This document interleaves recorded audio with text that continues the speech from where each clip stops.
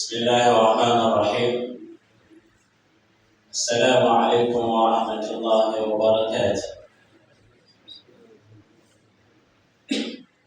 الحمد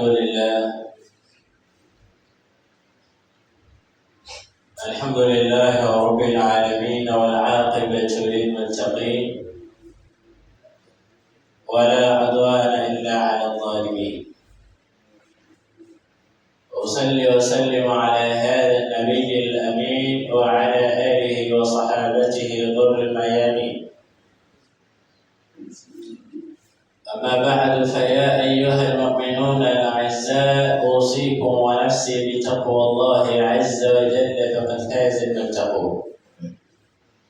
واعلموا أن لباس المرء تقوى ربه، ولا خير في من كان لله عاصيا. يقول الله تبارك وتعالى بعد أعوذ بالله من الشيطان الرجيم: ولقد نصركم الله ببدر وأنتم أذلة. وقال صلى الله عليه وآله وسلم: المجاهد من جاهد نفسه في الله. Ndugu zangu katika imani, baada ya kumshukuru Mwenyezi Mungu Subhanahu wa Ta'ala na kumtaka rahma na amani bwana wetu Muhammad sallallahu alayhi wasallam, ama baada ya hayo, hatuna budi kwanza kabisa kumshukuru Mwenyezi Mungu Subhanahu wa Ta'ala kwa neema ya Uislamu. Hakuna neema kubwa kama neema ya Uislamu. Neema ya Uislamu ni tukufu zaidi kuliko neema zote. Ukijiona wewe umetamka shahada kaingia katika dini ya haki ya Uislamu, basi wewe umefaulu, kwa sababu hii ndio dini pekee yake anayotambua Allah Subhanahu wa Ta'ala, na ndio dini pekee yake ambayo siku ya kiyama Allah atatizama, hatatizama dini nyingine, ataangalia Uislamu. Kwa hiyo ukichagua dini ambayo si Uislamu, wewe umepata hasara. Pia miongoni mwa neema ni neema ya afya. Allah atujalie tuna afya na siha nzuri. Hao wengine wana maradhi lakini wamekuja msikitini kuonyesha kwamba wanajua umuhimu wa ibada, wanajua wameletwa kwa lengo gani hapa duniani. Kwa hiyo tuseme alhamdulillah, na kwa wingi tutekeleze maamrisho ya Mwenyezi Mungu Subhanahu wa Ta'ala na tuepukane na makatazo yake.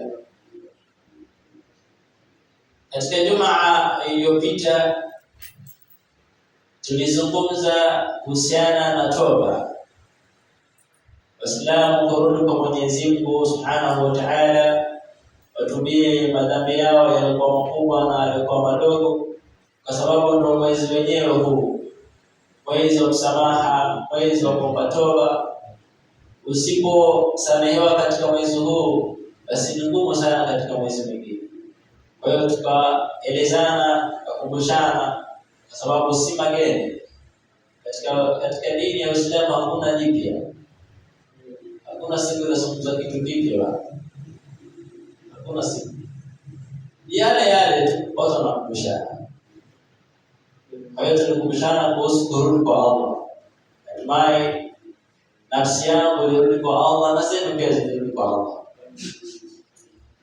Leo insha Allah Ta'ala tutazungumzia tukio kubwa sana. Tutazungumza vita vikubwa katika Uislamu, vita ambavyo vilileta tarehe nyingine katika Uislamu, vita ambavyo Waislamu lao tungepigwa katika vita hivyo, basi ingekuwa hakuna tena wa kuchagua. Lakini Allah Subhanahu wa Ta'ala akasababisha yaliyosababika, ikawa sisi ndio wenye kupata ushindi. Kwa hiyo vita kama hivyo Ndivyo tutazungumza katika Jumaa yetu ya leo, vita vya Badr. Na kwa nini tuzungumze vita vya Badr? Kwa nini isiwe Ghazwat Yarmouk? Kwa nini isiwe Ghazwat Uhud? Kwa nini isiwe Ghazwat Ahzab? Kwa nini vita vya Badr? Kwa sababu ndio mwezi wenyewe. Ndio mwezi wenyewe. Mwezi wa Ramadhani ndio mwezi ambao ulitokea vita vya Badr. Na kukizungumza kitu mwezi wake huwa kina ladha zaidi kuliko mwezi mwingine. Waislamu katika mwezi wa Ramadhani walipigana katika vita hivi. Lakini kabla dukhulina fi a'maq hadhihi alqissa, kabla tujaingia katika undani wa kisa hiki, hebu tuzijue sababu muhimu na kubwa ambazo zilipelekea Waislamu wakaingia katika vita vya Badr. Likulli shay sabab, kila kitu kina sababu. Fama huwa sabab alladhi dafa'a ila mawqi'ati ghazwati al-Badr? Sababu zipi ambazo zilisababisha vita vya Badr? Kuna sababu 5 kuu. Sababu 5 hizi ndio zile sababu kubwa ambazo zilipelekea Waislamu tukaingia katika vita vya Badr. Sababu ya kwanza, Waislamu kuteswa. Waislamu katika mji wa Makka walikuwa wanateswa. Tukisoma tarehe, Mtume sallallahu alaihi wasallam na sahaba katika mji wa Makka walikuwa hawana amani kabisa. Walikuwa wakifanywa mateso mbalimbali, adhabu chungu zima wakati wao. Kina Ammar bin Yasir pamoja na familia yake maskini ya Allah. Ammar bin Yasir anauawa.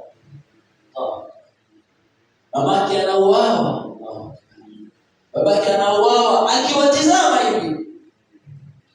Bilal bin Rabah anaenda katika kokoto za moto, anaugua. Umayya bin Khalaf anachukua jiwe anamwekea kwenye kifua chake, jiwe kubwa. Haya ni baadhi ya mateso ambayo waliwapata masahaba. Kwa sababu moja ni kuteswa Waislamu.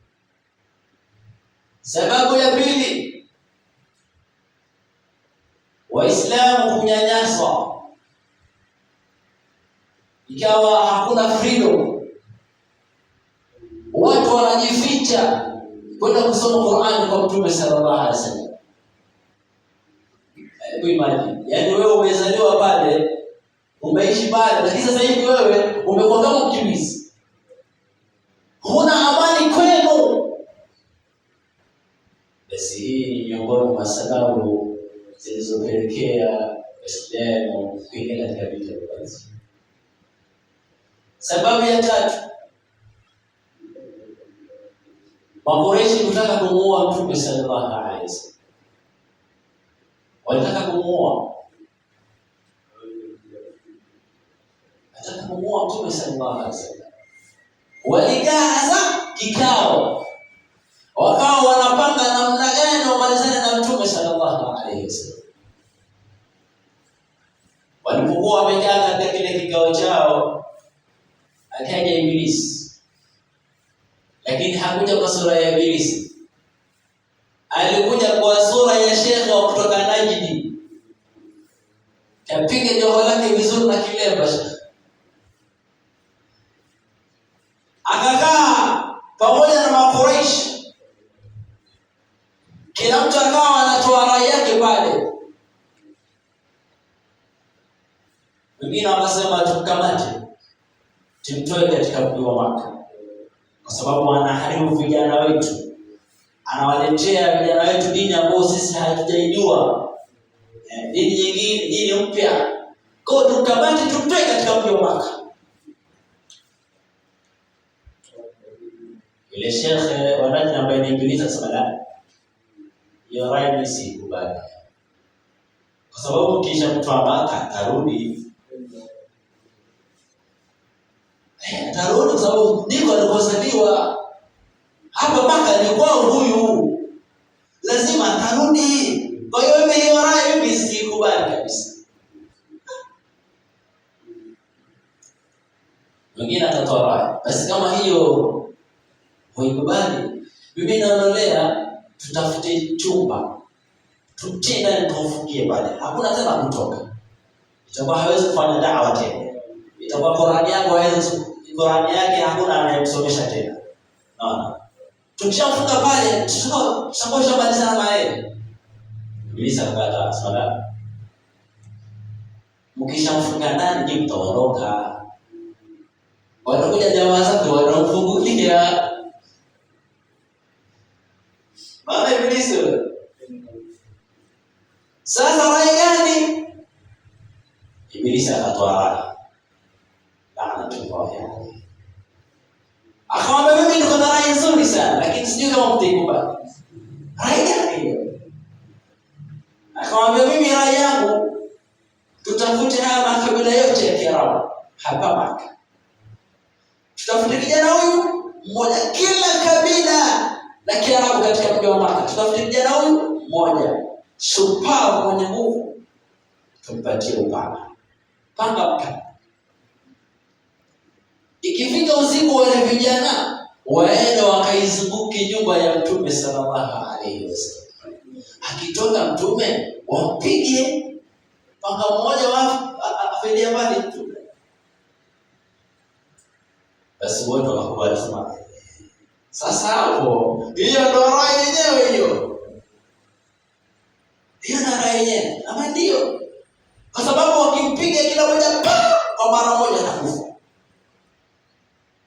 Makuraishi na familia yake hawataweza kumtetea, kwa sababu makabila yote yamemuua Mtume.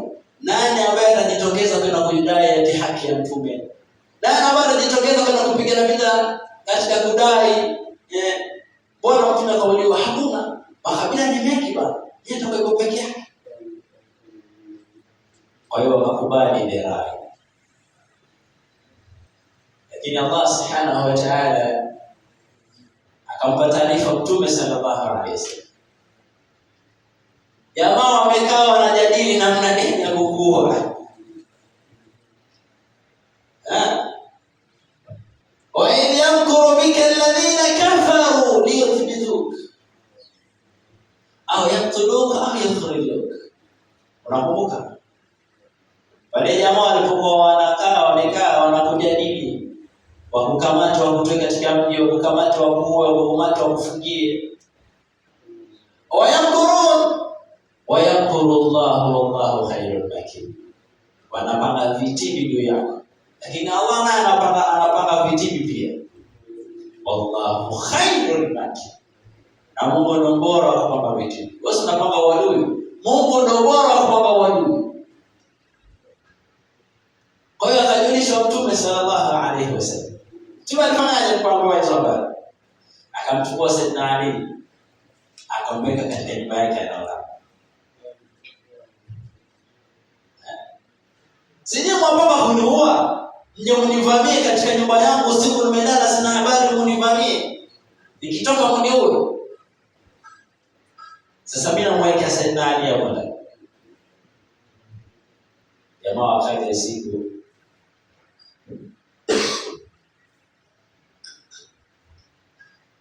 wakazingira ile nyumba ya Mtume sallallahu alaihi wasallam.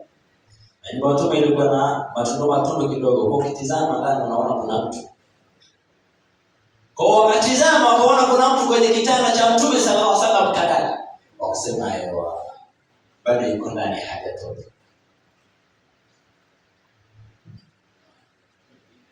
Sasa Saidina Ali alikuwa anajua kwamba usiku wa leo hii nyumba itazungukwa na target itakuliwa Mtume.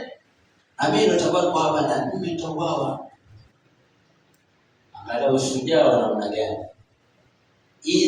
kujitolea kwa namna gani kwa Saidina Ali. Yaani anajua kabisa hiki ni hivyo lakini analala. Hao masahaba wale waliotolea kwenda kwa ajili ya Mtume sallallahu alaihi wasallam. Hao masahaba yani ako tayari afe yeye lakini Mtume abaki. Nani ako tayari? Nani ako tayari afe yeye lakini Mtume abaki? Nani? So rais takimani. Kwa hii ni miongoni mwa sababu ambazo zilipelekea vita vya Badri, watu kutaka kumuua Mtume sallallahu alaihi wasallam. Sababu ya nne, zilikuja habari kwa mji wa Madina utavamiwa. Kwa hiyo wakajiandaa kwa ajili ya uvamizi huo. Ikawa ni sababu ya sisi kuingia katika vita vya Badri. Lakini pia sababu ya tano ni msafara wa Abu Sufyan ibn Harb. Unajua katika hijra ya masahaba kutoka Maka kuja Madina haikuwa hijra ya wao kutaka. Ilibidi tu kwa sababu ya yale mateso na taabu na shida wanazopata na adhabu wanazopewa na Makuraishi katika mji wa Maka, ikawa hana budi kutoka mji wa Maka kwenda Madina. Kwa hiyo kule Maka wakaacha mashamba yao, wakaacha biashara zao, wakaacha na nyumba zao, wakaacha na mali zao.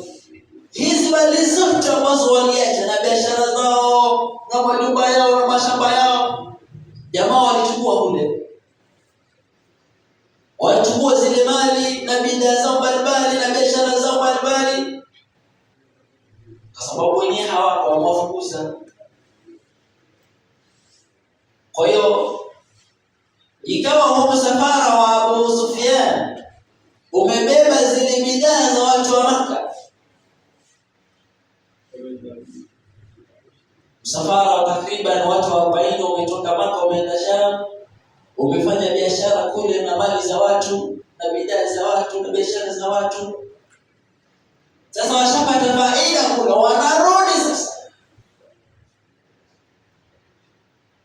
Mtume sallallahu alaihi wasallam akawaambia masahaba, hadihi Eid Quraish. Jamani, msafara wa Quraish ndio warudi. Unatoka Sham unarudi tena Maka. Bado kuna mali zenu pale. Kuna bidhaa zenu pale uliziacha Maka, wamechukua wameenda kuuza kule. Kwa hiyo hauzulieni huo msafara, chukue mali yenu. Mtume sallallahu alaihi wasallam hakuwaambia hivi kama ni vita. La, ilikuwa si mpango wa vita. Na yeye mwenyewe alikuwa hayuko tayari na vita. Na ilikuwa si lazima watu wote watoke, ilikuwa ni baada ya anataka atoke na kauzulie msafara wa shubiri. Kwa hiyo wakatoka watu kidogo sana. Kwa ilikuwa si lazima, ilikuwa ni rai ya Mtume sallallahu alaihi wasallam. Kwa wakatoka watu 313. Katika riwaya nyingine watu 319. Mtume kabla hajatoka alimwambia Abdullah ibn Ummi Maktum, wewe utabaki hapa Madina, utakuwa ni imam. Usitoki na sisi wewe. Utabaki hapa, wewe ni imamu unaosalisha watu. Swala ikifika wewe salisha. Kisha akamwambia na Abu Lubaba ibn Mudhir, wewe utakuwa sasa ni kiongozi hapa. Utakuwa ni gavana hapa.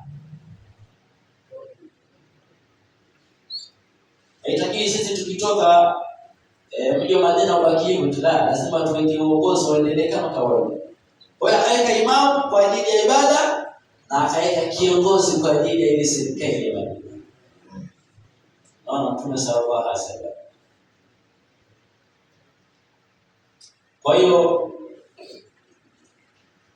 Abu Sufyan akapata habari Baba Mtume anatoka anakuja kuhudhuria msafara wao. Basi akatuma haraka mtu aenda akamwambia watu wa Maka, bana, msafara unataka kuvamiwa huko. Kwa hiyo wanafute jeshi huko waje nalo kutetea bidhaa hizi na msafara huko. Akamtuma Dhamdham nenda mpaka Maka. Kufika Maka, piga kelele unadi kwamba Mtume sallallahu alaihi wasallam yuridu i'tirada Irana. Mtume anataka kuhudhuria msafara wetu wa biashara. Kwa mwambie Abu Jahal aandae jeshi huko lije kuhudhuria na kulinda msafara huo. Katoka yule bwana na farasi wake mbio hata Maka.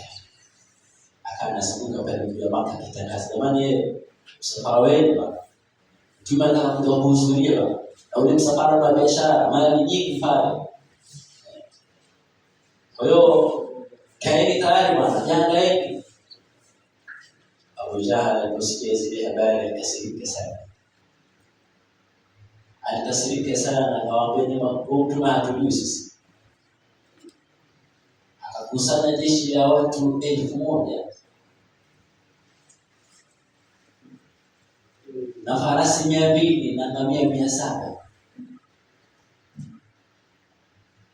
kwa ajili ya kuja kuzuilia na kumtetea msafara wao. Watu 1000, jeshi la watu 1000 na farasi 200 na ngamia 700.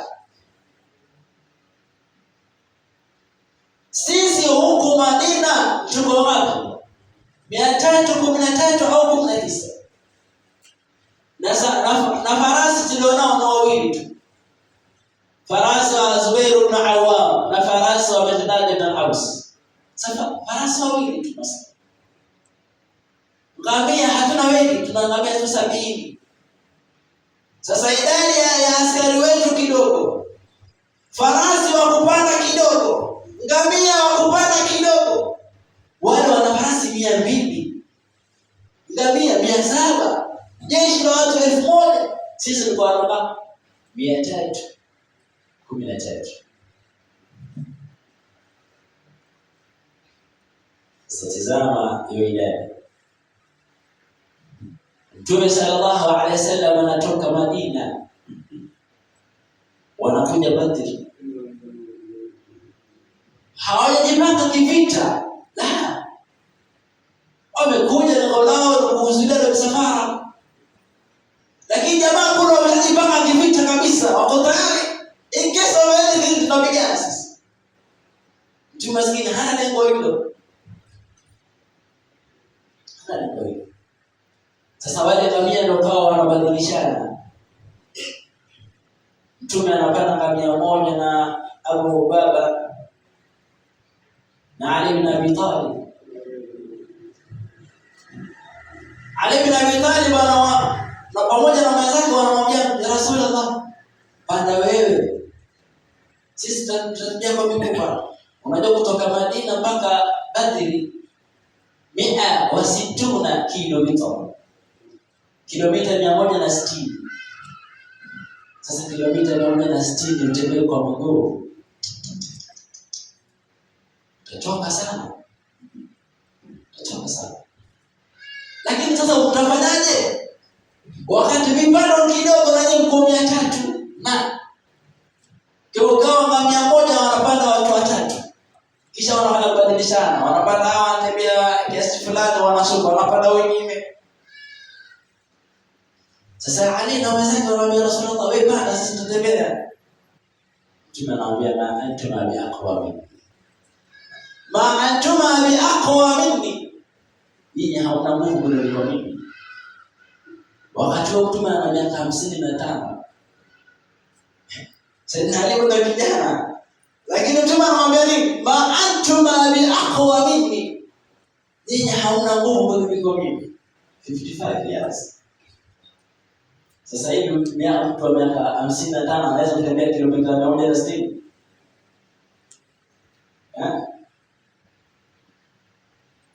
Unatembea kilomita 10, 20, unasababisha bodaboda bana hapo nichukue nipelekea hapo bana.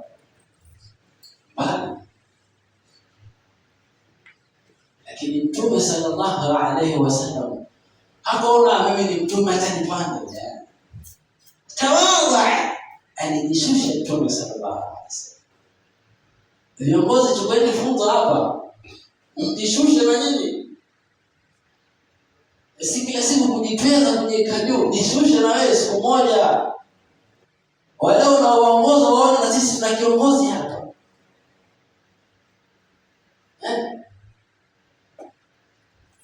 Kama wakatokula kana wao unakula na wao.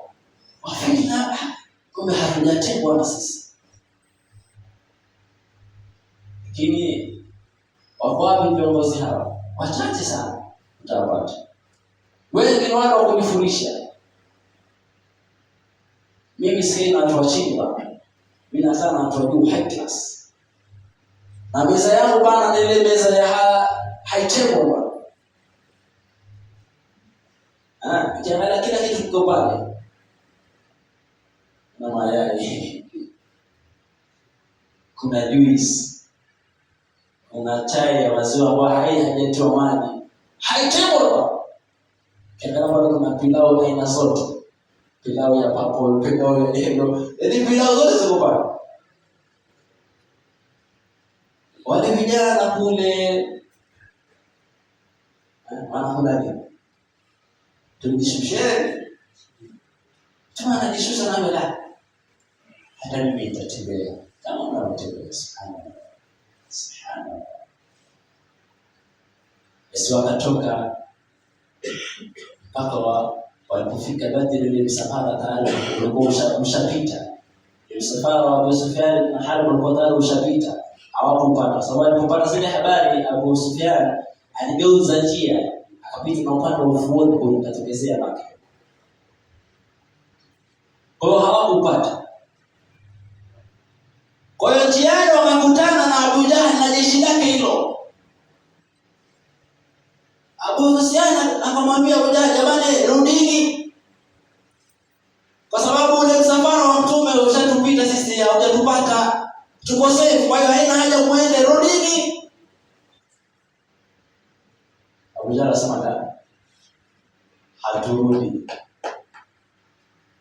haturudi mpaka tufike Badr. Jamani rudini. Sio kama mnakuja tu kunikinga. Na nimeshapita. Nimenusurika. Rudini bana, haina haja muende tena, rudini bana. Tunaenda mpaka Badri. Tuchinje ngamia huko, tucheze, tulewe, walibeba mpaka pombe. Na wanawake. Kwa ajili ya kujivinjari kule. Mtume na masahaba wafika Badri pale.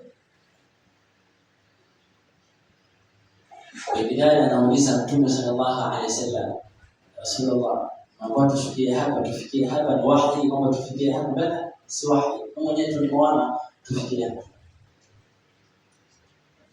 Basi sasa kama si wahi mimi niko na rai. Tukae kule upande wa visima kule. Ili maji tuwapate sisi kabla ya wao. Soga kwenye visima kule kwa kiasi kingine ile maji.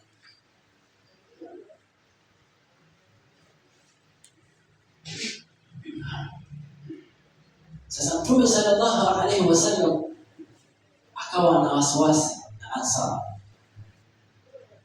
Akauliza, jamani, kwa sababu tubaki tuwasubiri ama turudi zetu Madina? Kwa sababu sisi tuko kidogo wengi. Tubaki ama turudi Madina? Ndio kama Rasulullah. Sisi tuko pamoja na wewe. Usema tubaki tabaki. Usema turudi tarudi. Yaani kile utakachosema wewe sisi tayari. Hakuna mtu kurudi. Sema turudi. Sawa. Lakini nikisema la, tubaki. nabqa hauna nak qawmana. Akisema Sa'ad ibn Mu'adh ya Rasulullah, kana katulituna, kana kama kusudia sisi na kusikia rai yetu na sisi. Ambia Sa'ad ya Mtume sallallahu alaihi wasallam, ya Rasulullah, asadana, sisi tumekusadikisha, wa amanna tukakuamini, wa ahidnaka sam'an wa ta'a, na tumekuahidi kwamba tutakusikiliza na kufuata.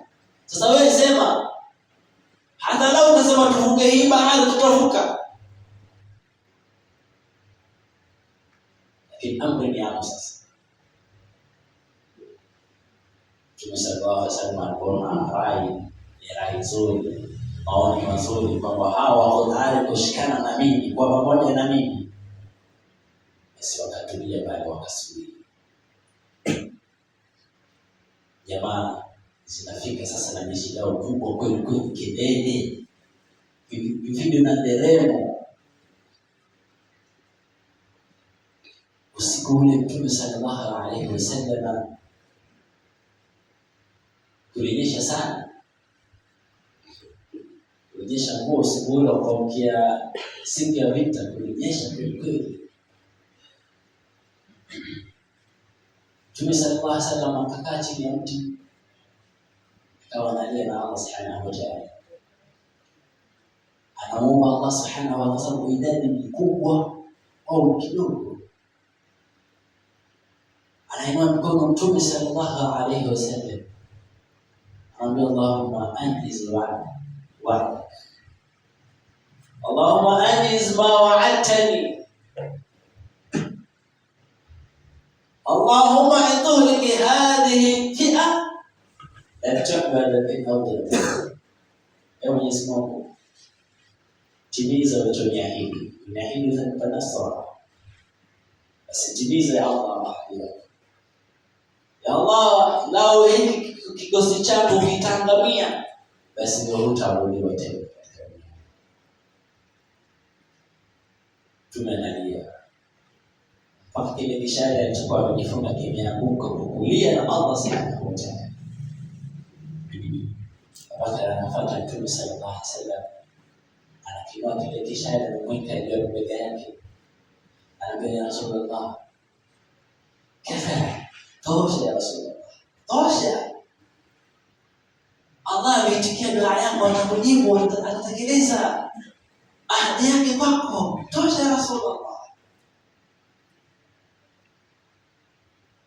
Mtume sallallahu alaihi wasallam baada ya asubuhi yake, sasa jamaa ziko tayari kule katika uwanja, washajipanga tayari, jeshi la tisha kwelikweli. Mtume sallallahu alaihi wasallam anaangalia masahaba walikuwa ni wanyonge wachache, lakini atafanyaje? Anawasimamisha katika safu, anawapanga kwa ajili ya vita. Sasa akamchukua Mus'ab bin Umair, akamwambia wewe, chukua hii bendera nyeupe, wewe utakuwa ni kiongozi wa hili jeshi lote, wewe ndio unapaka kiongozi. Akamwambia Sayyidina Ali, wewe utakuwa ni kiongozi katika upande wa Muhajirin. Muhajirin ni masahaba waliotoka Makka kwenda Madina, au Muhajirin. Wewe utakuwa kiongozi wao, chukua bendera hii. Akamwambia Sa'ad ibn Mu'adh, chukua na bendera hii nyingine, wewe utakuwa ni kiongozi katika masahaba al-Ansar. Ansar ni wale masahaba wa Madina. Kisha akamwambia na Azwar ibn Awam, wewe utakuwa kiongozi katika upande wa kulia wa jeshi. Na wewe Miqdad utakuwa kiongozi katika upande wa kushoto wa jeshi. Angalia Mtume sallallahu alaihi wasallam anapanga hili jeshi. Amechagua kiongozi wa jeshi lote, kisha akachagua kiongozi wa Muhajirin, kisha akachagua kiongozi wa Ansar, kisha akachagua kiongozi wa upande wa kulia wa jeshi, kisha kisha kiongozi upande wa kushoto wa jeshi. Naona ya askari ilivyokuwa hapo. Naona Mtume kisha akawapanga wale ambao wana mishale wako nyuma, wale wenye mapanga wako mbele. Vita hujaanza bado hapo. Alitumia akili sana. Wenye mishale walikuwa nyuma, wenye mapanga mbele. Hapo kuna akili kubwa sana hiyo. Abu Jahl amepita mbele katika jeshi lake baada ya nani? Ya Rasulullah. Hebu toa vijana huko bwana. Tufanye musawa, mubaraza. Ndio wao ilikuwa watu hawapigani jeshi kwa jeshi mpaka kwanza yaanze mtu mmoja na mmoja. Wawili washikana mapigano, wawili hivyo. Sasa vita viko wakimalizana, sasa ndio vita haya vinaingia sasa. Abu Jahl tayari akatoa watu wake tayari. Akamtoa Utaiba, akamtoa na Shaiba, akamtoa na Walid. Piteni mbele. Rasulullah na wewe toa wako sasa. Simamisha toa wangu, nimetoa watu watatoa na Shaiba, akatoa na mimi na Walid. Tunatazama Shaiba na Walid. Namtoa nani hapa? Kaangalia masahaba. Akasema ya alikum. Simama. Wa ya Hamza qum. Na ya Hamza simama. Wa ya Ubaida qum. Simama. Sasa wale wametoa watatu na Mtume sallallahu alaihi wasallam akatoa watatu. Sasa uwanja ni wao sasa bwana. Sayyidina Ali akapambana na Walid. Sayyidina Hamza akapambana na Shaiba. Utba akapambana na Ubaida. Kila mtu akashika wake sasa. Vita vikali vikaanza pale. Basi Sayyidina Ali mara hiyo tayari akamalizana na wake tayari. Wacheleweshe. Ilivaa kichwa chini. Takbir, Allahu Akbar, Allahu Akbar. Bado Hamza sasa na Shaiba wanapambana pale. Kimaliza Shaiba pale, kichwa chini. Takbir, Allahu Akbar, Allahu Akbar. Akabakia Utba na Ubaida. Hawa walikuwa wanawezana hawa.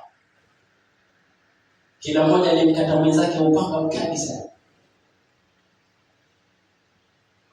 Akawa haiwezi tena Utba pale. Akaanguka akafariki. Akachukua Ubaida akawekwa kando. Sasa bado jeshi kwa jeshi sasa. Wale jamaa walikuwa sasa wanakuja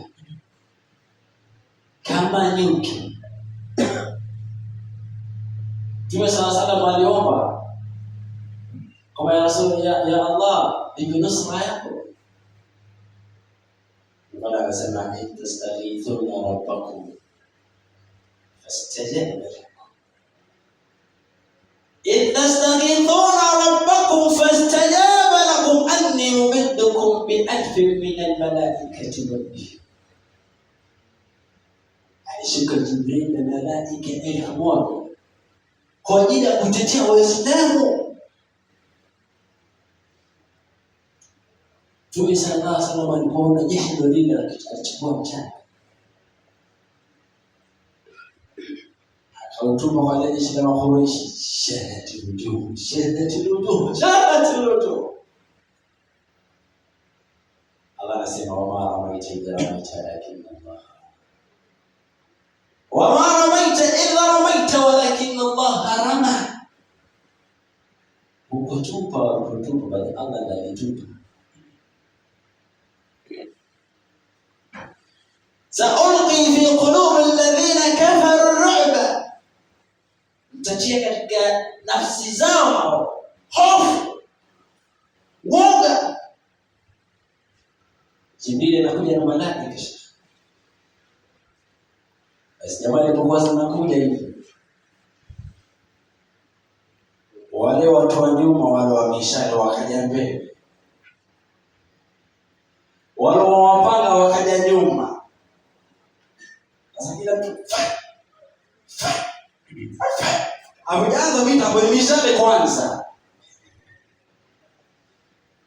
Basi mishale ilipepeteka hapo, mishale kweli. Kisha sasa alipokuja Yesu na mapanga sasa.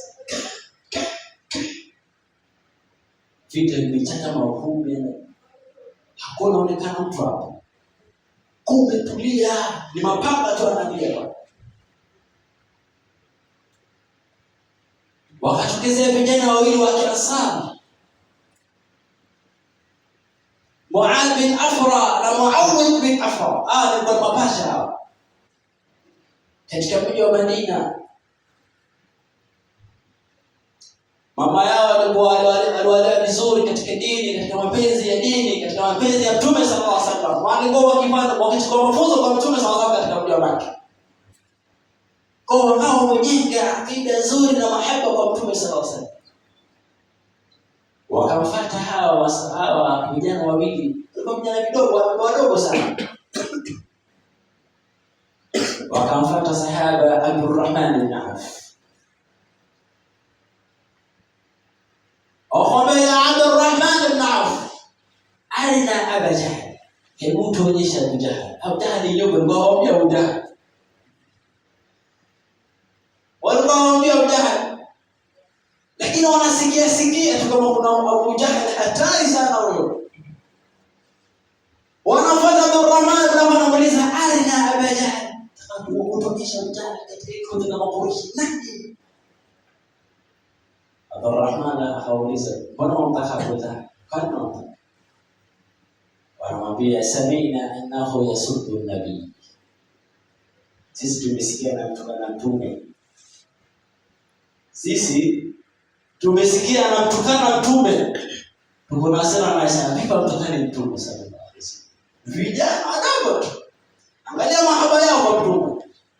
Samina annahu yasubbu an-nabii,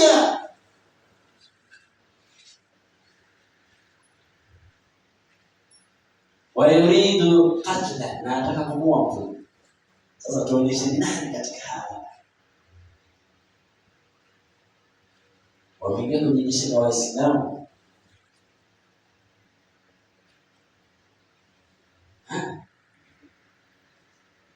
Muhammad al-Hanafi mtoto Sayyidina Ali alikuwa amiri jeshi na miaka 15.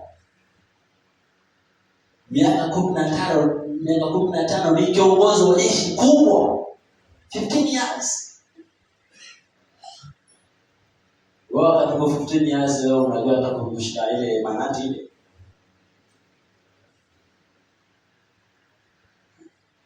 Ile manati unajua kushika.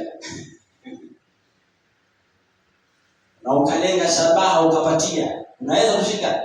Sikwambii mshale, ile manati tu unaweza kuvuta hivi ukapatia maana. Lazima kujifunza vitu kama hivi. Tegeza mshale wako bwana mama. Unaweza pale. Muhimu sana. Sasa wameingia kwenye jeshi, vijana wadogo. Na mapanga yao wanauliza Abu Lahab ni nani? Abdurrahman hawaelewa. Unaona wale mzee ndio Abu Lahab. Basi walimfuata mwenye hana habari, kila mmoja akafika na panga lake. Hapo kwa chini Abu Jahl. Hajiwezi ajijue amezimia ndani. Sasa jamaa wakadhania tushamaliza huyo, kwa sababu kila mtu alipiga upanga kwa nguvu yake yote.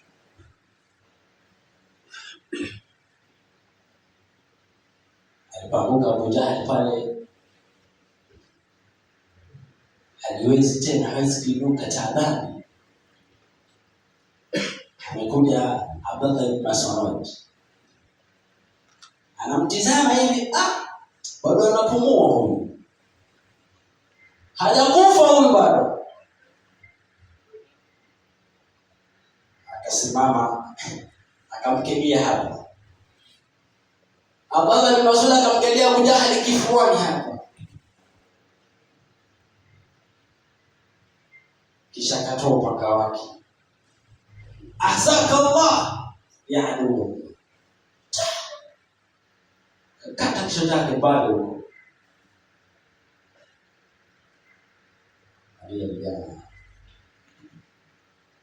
anachukua kile kichwa Abdullah ibn Mas'ud na kumpelekea Mtume sallallahu alaihi wasallam. Mtume alipoona kile kichwa kinaletwa, kichwa cha Abu Jahal, Firaun hadhihi al-umma,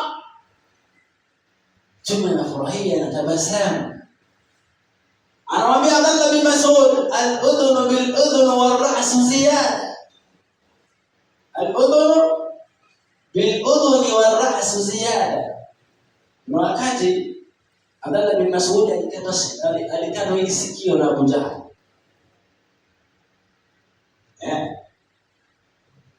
alikuwa Abu Jahal amekaa pale al-Kaaba pamoja na mabwenyenye zake. Akataka Abdullah bin Mas'ud kwenda kuisoma Qur'ani mbele yao. Subhanallah, hii dini ya haki baba, lazima tudhihirishe dini. Akatoka Abdullah bin Mas'ud kwa ushujaa, kwa ujasiri, akaenda akasimama pale mbele ya kina Abu Jahal. Lakini Mtume anamwambia usiende, Abu Jahal hatakuacha wewe, atakupiga. Akamwambia ya Rasulullah, naenda mpaka tukasome Qur'ani mbele yake, ndio anafanya nini? Nataka usiende huko, usiende. Sasa akasisitiza, akaenda. Afika pale anasimama mbele yao na anasoma Qur'an, Suratul Rahman. Baada alimaliza. Hakuimaliza hiyo sura. Alisimama Abu Jahal akampiga kofi mpaka sikio likakatika. Sikio likakatika.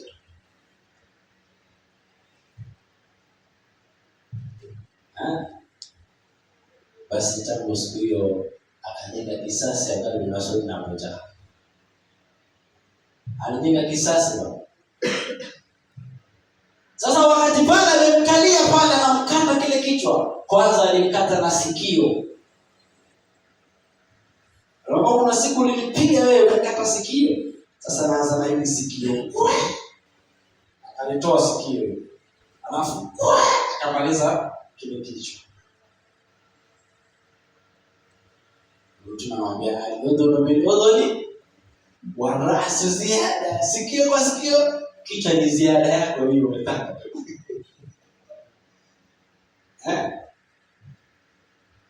Akhwat, sasa maiko al-udhun bil-udhun wal-anf bil-anf.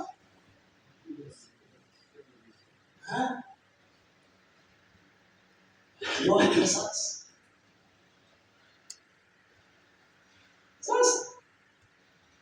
Kwa hiyo Mtume sallallahu alaihi wasallam akafurahia, ameuawa Firaun hadhihi umma, Abu Jahal.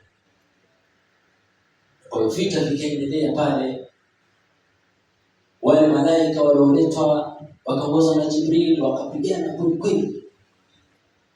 Yaani Makuraishi hawakuona kitu pale. Basi wakaanza kukimbia sasa. Wanakimbia. Wale ambao walikuwa hawana mbio walikamatwa. takriban watu 70 walifariki katika makureishi, na watu 70 tukawachukua sisi kama mateka. Sisi 14 tu. Tazama, tulikuwa kidogo, lakini Allah subhanahu wa ta'ala akatupa nusra yake. Wa laqad nasarakumullahu bi Badrin wa antum adilla. Allah amewazuia katika vita wa Badr na mko wanyonge sana. Nyonge sana. Lakini kwa dua ya Mtume sallallahu alayhi wasallam kama tunasema, Allah anasema falam taqtuluhum walakin Allah qatalahum. Huko wewe Allah ndiye aliwaoa. Tukapata nusra katika vita. Lakini nusra hii ilikuja kwa thabati. Nusra tulipata kwa kuamini la ilaha illa Allah.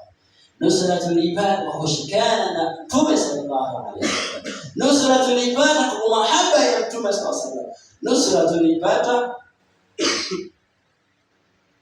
kwa mahaba ya kupenda dini. Nusra tulipata kwa subra. Kama ni kwa subra, kama ni kwa imani thabiti iliyokita katika nyoyo za masahaba, lakini tukasema la budda an yakuna kalimatullah hiya al-ulya. Lazima kilima cha Allah cha tauhid la ilaha illa Allah ndio kiwe juu. Ndugu zangu, siku zote tunapotaka nusra, kwanza tuwe na imani thabiti. Tusiwe na imani dhaifu, imani thabiti. Tukitaka sisi Waislamu tufaulu katika matatizo yetu yote yale, basi tujipange na subra. Subra kitu muhimu sana. Ndio itakufanya wewe ufike kule unapotaka kufika. Kama si subra ya Mtume, hungekuwa na fatwa yake. Kama si imani thabiti ya masahaba, hungekuwa na fatwa yake. Hungekuwa. Lakini ule mshikamano wao na Mtume na subra yao na uvumilivu na mahaba ya kweli ya dini ya Allah subhanahu wa ta'ala, wajadna an-nasra idha jaa nasrullah wal fath wa ra'aita an-nasa yadkhuluna fi dinillahi afwaja fastaghfir bihamdi rabbika wastaghfir innahu kana tawwaba. Ndugu zangu Waislamu katika imani, nasaha yangu ni katika kila mtihani, katika kila shida, katika kila taabu ambazo tunazipata sisi, basi kwanza tukabili na imani, kisha subra. Hapo tutapata ushindi. Kama ni vita tutapata ushindi, na kama ni faraja pia tutapata. Lakini tukiwa na imani dhaifu, basi hapo tutapigwa sisi, tutateswa sisi, tutanyanyaswa sisi. Tukishikana hivi pamoja katika dini ya Allah, la ilaha illa Allah, nani anatuweza? La ahad, hakuna ambaye anatuweza. Au insha Allah Mwenyezi Subhanahu wa Ta'ala atujalie min alladhina yastami'una al-qawla fayattabi'una ahsana. Assalamu alaykum wa rahmatullahi